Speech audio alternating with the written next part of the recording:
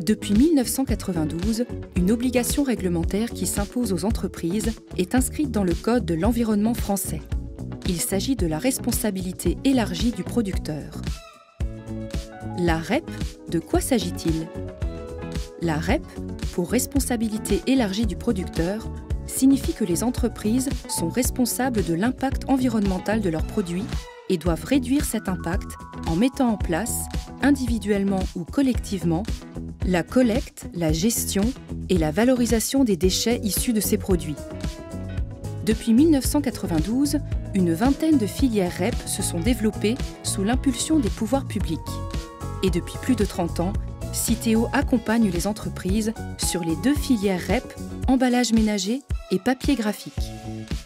À partir du 1er janvier 2024, à l'initiative des pouvoirs publics, les emballages ménagers et les papiers graphiques sont regroupés au sein d'une seule et même REP. Cette fusion est une évolution logique puisque les emballages et les papiers partagent les mêmes dispositifs de collecte et de tri. Concrètement, peu de choses changent avec cette fusion. L'ensemble des missions de Citeo seront regroupées dans un contrat unique pour les emballages ménagers et les papiers graphiques. Voyons maintenant quels sont les produits concernés. Commençons par les emballages. On entend par emballage toute forme de contenant ou de support destiné à contenir, protéger, transporter ou présenter un produit. 2 types d'emballages sont concernés. Les emballages des produits ménagers, consommés ou utilisés à des fins privées par les ménages, qui leur sont vendus ou remis gratuitement et dont ils se débarrassent, quel que soit le lieu d'abandon. Et à partir du 1er janvier 2024, les emballages mixtes alimentaires. Ce sont les emballages de produits alimentaires utilisés par les professionnels de la restauration, dont le volume ou la masse sont inférieurs aux valeurs fixées par la loi et qui peuvent également être consommés ou utilisés par les ménages. Vous devez déclarer ces emballages, quels que soient les matériaux qui les composent, qu'ils soient réutilisables ou non, quel que soit leur mode de collecte et quel que soit leur circuit de distribution ou de consommation. Et en ce qui concerne les papiers, dès lors que leur poids est inférieur à 224 grammes par mètre carré, et à l'exception des livres et des façonnés, tous les papiers doivent être déclarés, qu'ils soient imprimés ou vierges. Sont concernés entre autres les brochures, notices, documents de gestion, enveloppes, journaux ou ramettes de papier. Voyons maintenant quelles sont les entreprises concernées. Précisons d'abord que seuls les emballages et les papiers distribués sur le marché français sont concernés. Le marché français est composé de la France métropolitaine ainsi que des départements, régions et collectivités d'outre-mer. Parlons des papiers.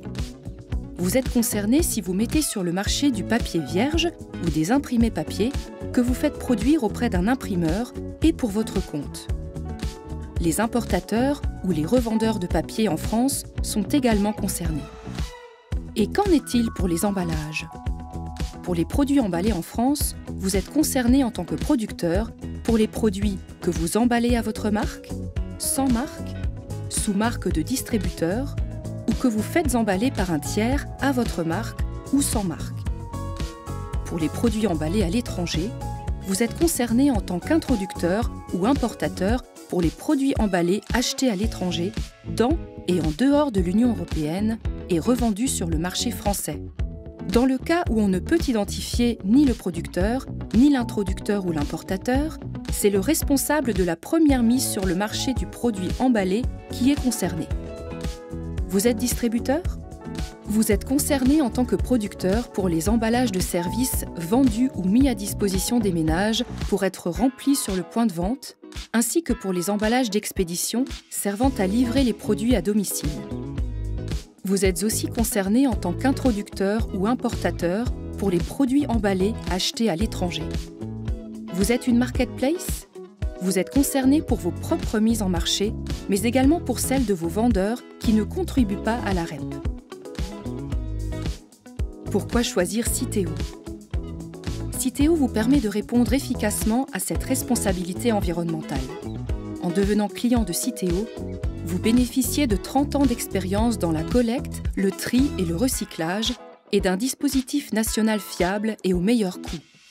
Tout est fait pour vous faire gagner du temps et faciliter votre déclaration. Conseillers, espace client en ligne, tutoriels et outils d'aide à la déclaration. Vous bénéficiez aussi de services compris dans votre contribution Citeo, décryptage réglementaire, appui aux démarches administratives obligatoires, expertise réemploi et éco-conception ou encore conseils sur la communication vers vos consommateurs. Vous vous demandez à quoi sert concrètement votre contribution ? La contribution versée à Citeo est une participation financière à votre engagement environnemental. À la différence d'une taxe, elle sert exclusivement à collecter et trier tous les emballages et les papiers, à la maison et bientôt dans tous les lieux publics, développer le recyclage des papiers et des emballages, y compris pour les plastiques difficiles à recycler, veiller à la qualité et à la traçabilité des emballages et des papiers recyclés, développer l'innovation et l'éco-conception, accélérer le réemploi en préfigurant un dispositif national et des gammes standards, inciter les citoyens et vos consommateurs à trier au quotidien. Alors n'hésitez plus, rejoignez les 60 000 entreprises qui nous font confiance. En vous engageant aux côtés de Citeo, vous contribuez à l'économie circulaire.